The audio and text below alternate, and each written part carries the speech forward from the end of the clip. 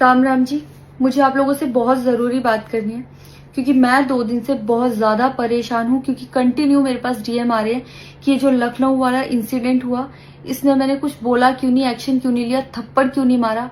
और कुछ लोग मुझे ही गलत समझ रहे हैं, कुछ मीम्स पे लिख रहे हैं कि ये तो हंस रही थी, मजे ले रही थी।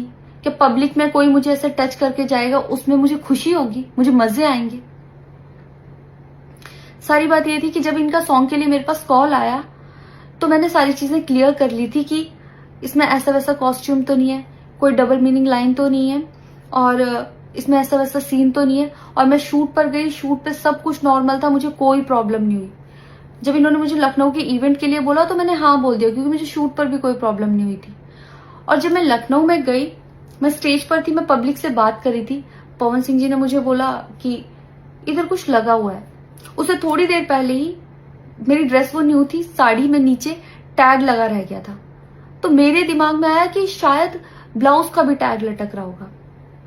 मैं हंसकर उस चीज को दबा रही थी कि अगर मेरा टैग लगा भी है तो वो चीज जिस टाइम मैं पब्लिक से माइक में बात कर रही हूँ उस टाइम ना बोल के साइड में भी बोली जा सकती है, इसलिए मैं उस चीज को उस टाइम पे दबा रही थी। मैंने हंस के टाला, अवॉइड किया और फिर दोबारा बात करने लगी। वो बोले नहीं कुछ लगा है, नहीं कुछ लगा है।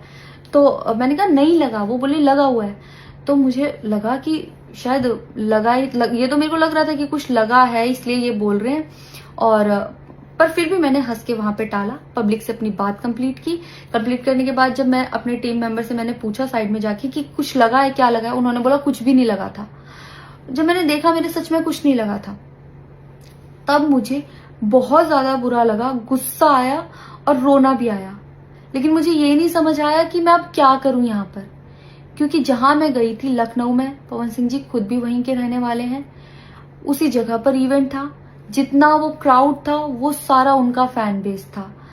उनको भगवान बोल रहे थे और भक्त बोल बोल के उनके पैरों में गिर रहे थे। वो उनका फैन बेस था, क्राउड था।